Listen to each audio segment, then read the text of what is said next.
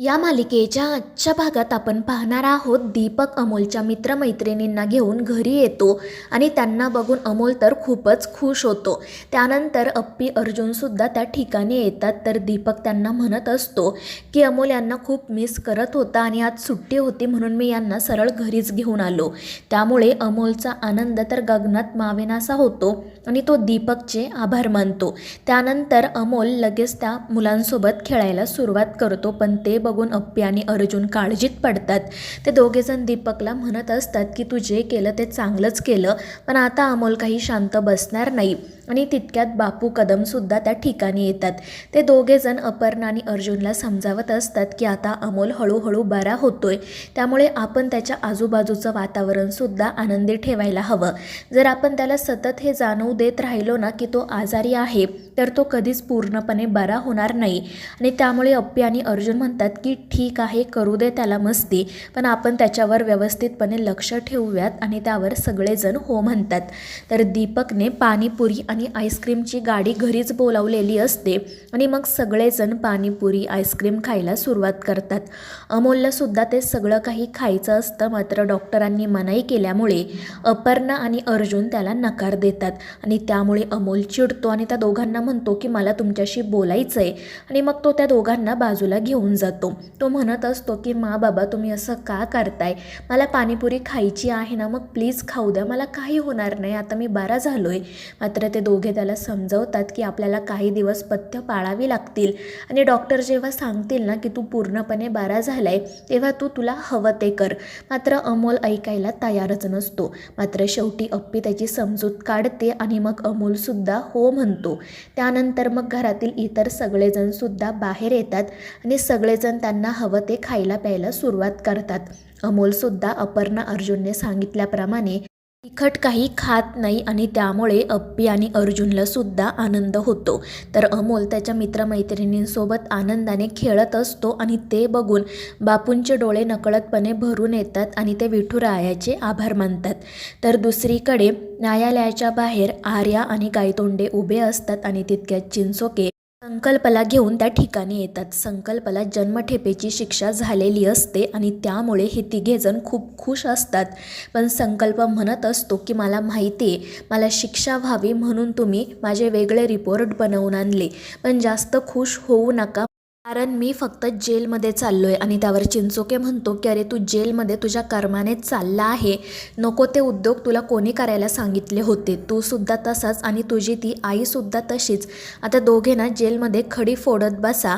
आणि त्यावर आर्या म्हणते की चिंचोके आपण या माणसासोबत बोलायलाच नको, याला याच्या कर्माची शिक्षा मिळाली आहे। पण तितक्यात संकल्प म्हणतो की तू काय बोलतेस ग, तुझी आणि माझी परिस्थिती तर काही वेगळी नाहीये कारण माझ्या आणि अप्पीच्या लग्नात तो अर्जामध्ये आला, तुझ्या आणि त्या अर्जाच्या लग्नात ती अप्पीमध्ये आली, निदान मी माझा सूड तरी पूर्ण केला, त्या दोघांना सळो की पळो करून सोडलं पण तुझं काय, आता तू त्या अर्जाशिवाय आयुष्य कसं जगायचं ना याचा विचार कर।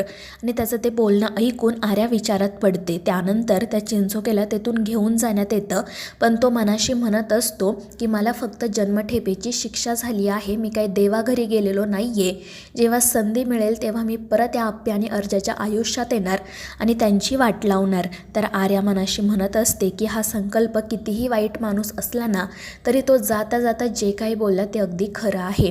अर्जुन आता माझ्यापासून इतका दूर गेलाय की मी प्रयत्न करून सुद्धा तो माझ्या जवळ काही परत येणार नाही। त्यानंतर मग रात्री जागरण गोंधळाच्या कार्यक्रमाला सुरुवात होते। सगळेजण छान तयार झालेले असतात, आर्या चिंचोके हे सुद्धा आलेले असतात आणि मग त्यानंतर त्या कार्यक्रमाला सुरुवात होते।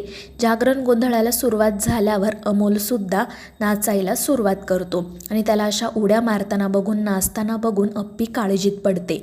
ती त्याला समजवण्याचा खूप प्रयत्न करते, त्याला इशारा करते पण तो मुलगा काही ऐकत नाही, तो जोरजोरात उड्या मारतच असतो आणि शेवटी अप्पी खूप वैतागते आणि त्या जागरण गोंधळाच्या कार्यक्रमातून उठते आणि मोठ्याने अमोलवर ओरडते. त्यामुळे सगळेच जण शांत होतात आणि काय झाले ते बघू लागतात. तर अपर्णा अमोलला म्हणत असते की अमोल, डॉक्टरांनी सांगितलंय ना जोरजोरात उड्या मारायच्या नाही, नाचायच्या नाही, मग तू का ऐकत नाहीये? तर ते गोंधळी म्हणत असतात की तुम्ही असा गोंधळ सोडून मध्ये उठू शकत नाही. मात्र अर्जुन त्यांना समजावत म्हणतो की आमच्या मुलाचं आत्ताच ऑपरेशन झालंय, त्याला डॉक्टरांनी अशी नाचायला मनाई केली आहे, त्यामुळे आम्हाला असं वागावं लागलं. मात्र अमोल म्हणत असतो की बाबा, मी सकाळी तुमचं ऐकलं ना, मग आता तरी निदान माझं ऐका, मला नाचू द्या, मला नाचायचे. तुमच्या संगीताच्या कार्यक्रमात सुद्धा मला नाचता आलं नाही. आणि तितक्यात मोना म्हणते की अगदी खरं आहे, छोट्या सरकारांनी किती तयारी केली होती पण त्यांना काहीच करता आलं नाही, मग आता निदान त्यांना नाचू द्या तरी. पण अप्पी म्हणते की अगं मोना, तुला कळत का नाही आहे, डॉक्टरांनी स्वतः सांगितलंय की अमोलने असं काही करता कामा नये, मग थोडे दिवस आपण त्याची काळजी घ्यायला नको का? मात्र अमोल काही ऐकायला तयारच नसतो. तर बापू आणि कदमसुद्धा त्याला समजावतात, पण तो चिडून घरात निघून जातो. तर ते गोंधळी अप्पी आणि अर्जुनला म्हणतात की तुम्ही जा आणि मुलाची समजूत घाला, त्याला देव काही होऊ देणार नाही, तुम्ही काळजी करू नका. त्यामुळे ते दोघेजण अमोलसोबत बोलायला जातात. तर अमोल नाराज होऊन बसलेला असतो. अप्पी आणि अर्जुन त्याला समजवण्याचा खूप प्रयत्न करतात, पण तो ऐकायला तयार नसतो. तो म्हणत असतो की बाबा, तुम्ही मला प्रत्येक गोष्टीसाठी नकार देताय. सकाळी मी तुमचं ऐकलं आणि पाणीपुरी खाल्ली नाही, मग आता तुम्ही माझं ऐका ना. तुमच्या दोघांचं लग्न झाले, मी खूप खुश आहे, मग मला नाचू द्या ना. पण अप्पी म्हणत असते की अमोल बाळा, फक्त थोड्या दिवसांचा प्रश्न आहे ना रे, त्यामुळे तू प्लीज आमचं ऐक. पण अमोल ऐकायला तयार नसतो. मग या परिस्थितीमधून कसा मार्ग काढायचा याचा विचार अप्पी आणि अर्जुन करू लागतात. आणि मग त्यानंतर अप्पी अमोलला म्हणते की तू एक काम कर, तुला नाचायचं आहे ना तर तू नाच, फक्त जास्त उड्या मारू नको, तुझ्या डोक्यावर ताण येईल असं प्लीज काही करू नको. आणि त्यावर अमोलही हो म्हणतो आणि पळतच बाहेर जातो. पण अर्जुन काळजीत पडतो, पण अप्पी त्याला समजावते. आणि मग ते दोघेही बाहेर येतात आणि पुन्हा जागरण गोंधळाच्या कार्यक्रमाला सुरुवात होते. यावेळी अमोल फक्त मग शांतपणे नाचत असतो, जास्त उड्या मारत नसतो. त्यामुळे मग अप्पीचं सुद्धा त्या कार्यक्रमामध्ये लक्ष लागतं. त्यानंतर रात्री अमोल त्याची डायरी लिहित बसलेला असतो. तितक्यात अप्पी अर्जुन त्या ठिकाणी येतात. ते दोघेजण त्याला काय करतोय असं विचारतात, पण तो लगेच ती वही बंद करत म्हणतो की काही नाही. मात्र अपर्णा म्हणते की अमोल, तू माझ्यापासून काही लपवण्याचा प्रयत्न कर, मात्र ते काय आहे ना ते मी शोधून काढणारच, कारण आजपर्यंत तुझा बाबासुद्धा माझ्यापुढे जिंकू शकला नाही, त्यामुळे तू सुद्धा जिंकणार नाही. आणि मग ती अमोलची डायरी घेते आणि अमोल त्यामध्ये नेमकं काय लिहितोय ते वाचायला सुरुवात करते. आणि अमोलने जे काही लिहिलेलं असतं ते बघून ती तर खूपच खुश होते. तिचे डोळे नकळतपणे भरून येतात आणि मग ती डायरी अर्जुनला वाचायला देते.